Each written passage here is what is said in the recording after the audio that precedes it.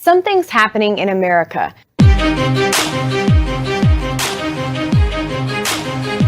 In the time since President Obama was elected, the nation has experienced a dramatic shift. We've gone just in the last 8 years from being a majority white Christian country to a minority white Christian country. And I should be really clear here, that means if you take all white Christians, so Protestants, Catholics, Orthodox, non-denominational, everyone who identifies as a white, non-Hispanic Christian. In 2008, white Christians made up 54% of the population.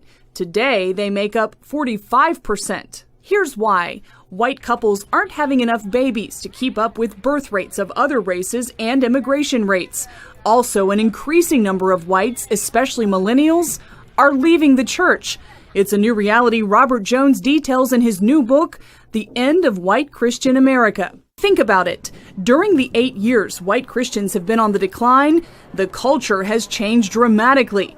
Gender identity issues are impacting schools, Christians are facing unprecedented levels of persecution, and gay marriage is the law of the land. I do think the issue of gay marriage is a real bellwether issue here. I mean, it's an issue that conservative white Christians in particular were pretty much all in opposing from very early on, from the 70s all the way through.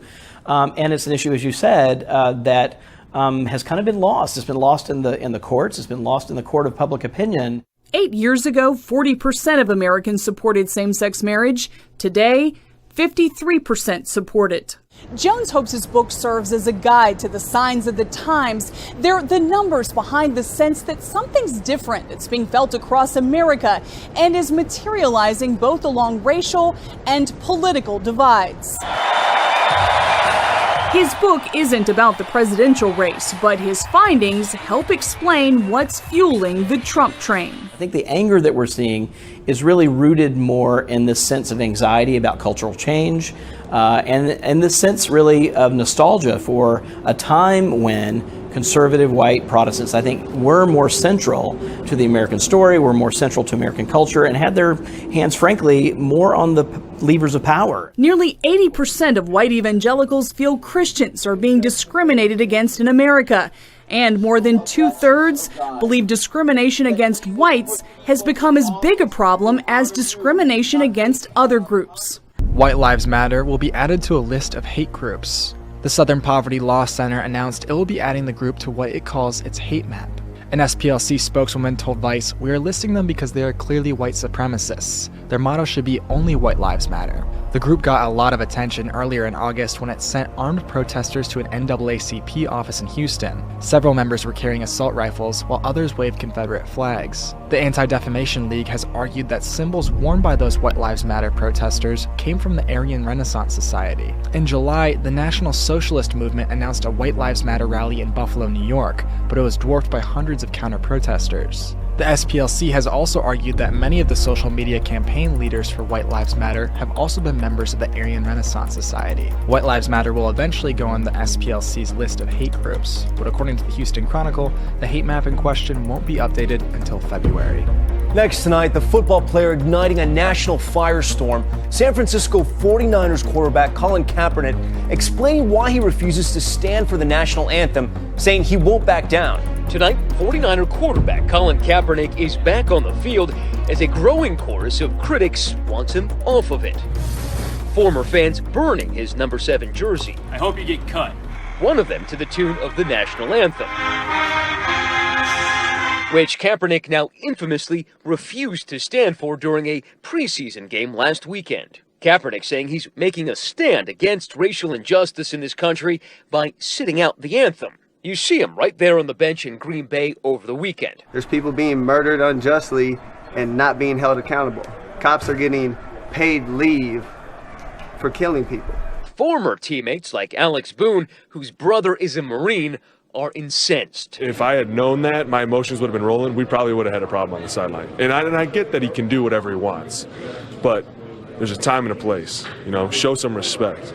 Even the White House weighing in, saying it defends Kaepernick's right to express himself, even if it finds it objectionable. Out of line and out of a job today, Tropical Smoothie Cafe in Winter Haven fired an employee for refusing to serve 2 police officers Sunday afternoon. The Now's Ryan Raish talked to the worker who says he really didn't mean it that way. It's all just a big misunderstanding. I'm not what everybody thinks I am. Tonight, the man at the center of controversy over his refusal to serve police officers at the Tropical Smoothie Cafe in Winter Haven is having some regrets. I shouldn't have said it, but what's done is done. There's nothing I can do about it. I just hope people can forgive me. Jake Hayden says he was having a bad day and nearing the end of his shift Sunday when two police officers walked in, one in uniform and one not. One of the officers snapped this picture of Hayden for a Facebook post that has since gone viral, writing that Hayden said, "I'm not serving them. It's the cops. I refuse to serve them." One of the officers works for the Winter Haven Police Department. I think he's a bonehead myself. You just don't make statements like that. The restaurant fired the worker as soon as they learned of the incident. Hayden, who coincidentally lives next to a deputy, insisted today he has nothing against the police. He was just tired of working all day at the register and didn't want to take another order. It got blew out of proportion and put on Facebook, and now everybody thinks I'm a cop hater. I have nothing against cops. It's nothing towards them personally. It's just I was in a bad mood and I overreacted, and I apologize. For its part, Tropical Smoothie is kind of in damage control mode right now, not only firing the employee, but making sure all officers know they're welcome here anytime. I was totally shocked. I'm very upset about the situation, and we're doing the best that we can do to fix it. On social media overnight, the community applauded the restaurant for firing the employee literally within hours of his behavior. The 10,000th Syrian refugee is about to land in the U.S. today. The United States has officially achieved President Barack Obama's goal of accepting 10,000 Syrian refugees in fiscal year 2016, with more than a month to spare. That's a dramatic increase from the 1,500 Syrian refugees admitted last year. National Security Advisor Susan Rice said in a statement the Obama administration is on track to meet its goal of welcoming 85,000 refugees from various other countries in need as well. Over the last year, the U.S. government has reportedly accepted nearly 10,000 Syrian immigrants into the states, despite the fact that in November of 2015, more than half of U.S. governors said they would not allow refugees fleeing the ongoing conflict in Syria to be settled in their states. The most important responsibility I have as governor is to keep the people of Texas safe.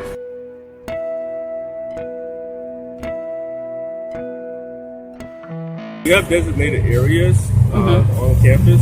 With him not being a student or faculty or staff, then he has to go through the proper procedures regarding the reservation. So you told me that this was not a free speech area. Can you clarify what that means?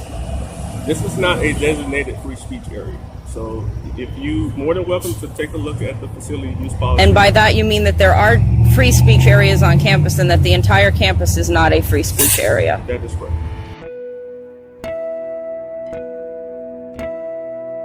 Saying that Chicago needs to move out of the 19th century, a transgender Chicago woman is suing the city over its ban on female nudity in bars. The federal lawsuit says it's unfair that men can perform in bars bare-chested, but not women. And even now, riding the subway, ignoring the sneering glances at my lipstick and legs. 23-year-old B. Sullivan Knopf is a self-described queer transgender woman, poet, playwright, and performance artist. Now she's also a plaintiff. Sullivan Knopf is suing the city of Chicago in federal court over a provision in its liquor code that says women cannot be topless in any establishment that serves booze. This ordinance is blatantly sexist in that it prohibits female breasts from being revealed in certain public spaces. There is no similar provision in the ordinance for male breasts or the male chest. Civil rights attorney Mary Grebe, who's representing Sullivan Knopf, says Chicago's law reflects 19th century ideas about sex and gender identity. Law itself violates the First Amendment. It violates people's rights for freedom of expression and free speech in their performance. Sullivan Knopf says part of her performance involves nudity as a way to break stereotypes about transgender people. But she says when she tries to book a show at a bar, it has happened on numerous occasions that I've been told that I am not allowed to do a given performance in a given space, and so instead then I have to come up with something that isn't as artistically fulfilling for myself. The law has been challenged before, notably by the strip club VIPs, which in 2013 settled a long-running dispute over how much skin it could show by paying the city more than $2 million. Last year, Chicago aldermen backed off a plan that would have allowed nudity stay in clubs serving liquor after they got complaints from some women's organizations. A spokesman for the law department says they have no comment about today's federal lawsuit. The Islamic State militant group has claimed responsibility for a suicide bombing at a wedding in Iraq, which killed at least 15 people. The attack took place on Sunday in the city of Karbala, some 100 kilometers southwest of Baghdad. An ISIS-affiliated news agency said the group targeted Karbala because the city is regarded as one of the holiest sites for Shiite Muslims. Iraqi authorities say there were 5 suicide bombers in total and that 4 of them were killed by security. Authorities suspect ISIS was also behind the August 20th bomb attack on a wedding in Turkey that killed more than 50 people, including dozens of children. No group has claimed responsibility for that incident as of now. Hospital officials in the Yemeni port city of Aden say at least 60 people have died and dozens were injured in an ISIL-claimed suicide bomb attack on a military compound. According to witnesses, the attacker's vehicle followed a truck delivering food into the grounds of a school where conscripts were queuing for breakfast. The explosion in the Mansoura district is one of the deadliest claimed by the militant group in the city. Many of the recruits who were killed and wounded were from the Popular Committee's forces allied to President Abd Rabbu Mansour Hadi. Fighting between his troops and Houthi rebels intensified in March 2015. Hadi's supporters have long accused their opponents of using Islamist militants to target him. These are U.S.-backed Syrian rebels. This flag belongs to another U.S.-backed group, the Syrian Democratic Forces. They're fighting each other in northern Syria.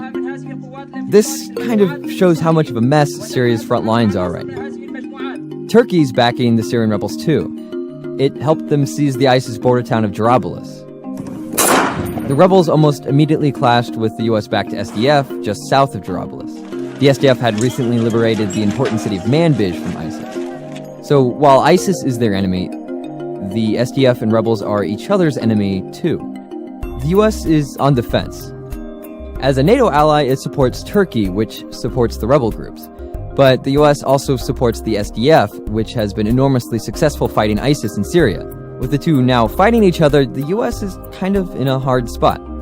Black smoke veiled the sky over Daraya and Damascus countryside as militants burned their headquarters before leaving the town. Daraya is now fully free of foreign-backed militants who left it under a deal with the Syrian army. Troops are now searching the area to clear mines and defuse explosives. This was a booby-trapped building that exploded while Press TV team was there. Currently, army units are combing the entire area and defusing explosives. We discovered many underground tunnels and centers belonging to the militants. This was an underground command center for militants. They dug a network of tunnels and trenches to avoid airstrikes and infiltrate into Syrian army positions. They also had a special center for making explosives and gas cylinders used to attack government-held parts of Damascus.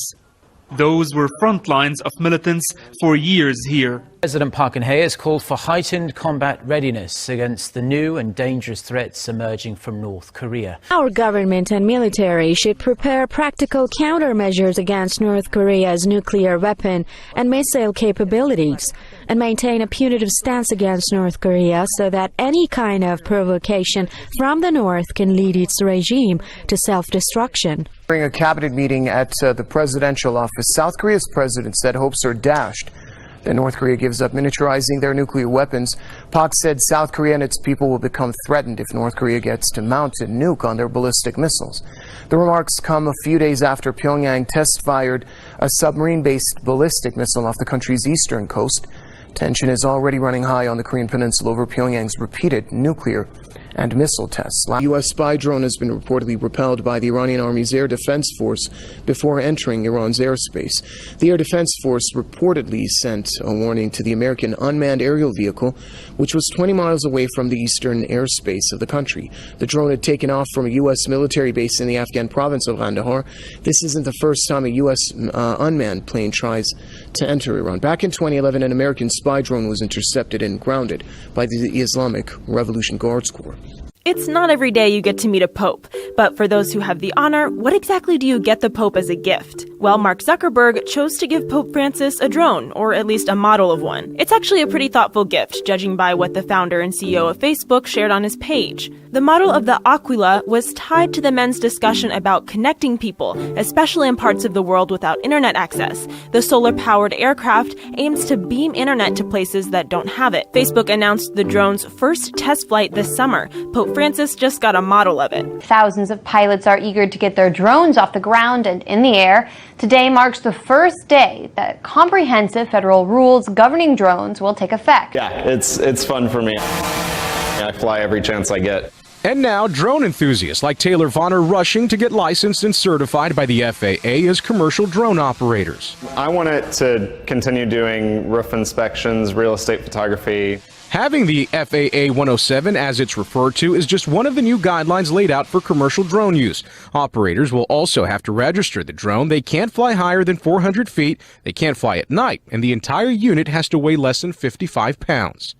Don Garland owns Drones Plus Dallas, a retail and training center. He says now that the guidelines are in effect, he's overwhelmed with people wanting to get certified. Many of those people, he says, stand to make big bucks as operators. The drone market is probably the fastest growing segment in the electronics industry right now. Now, just so you get an idea of how much money is said to be made in the commercial drone industry, some estimates have it at tens of billions of dollars. To a disturbing trend involving marine life in New Jersey. First, Keansburg. Now, 2 other locations have turned into hotspots for dead and awful-smelling fish. Take a closer look at the white specks floating in the Atlantic Highlands Marina. It is small fish killed off by the lack of oxygen in the water. Captain Tom with the Atlantic Star has worked these docks since 1975. Not this bad.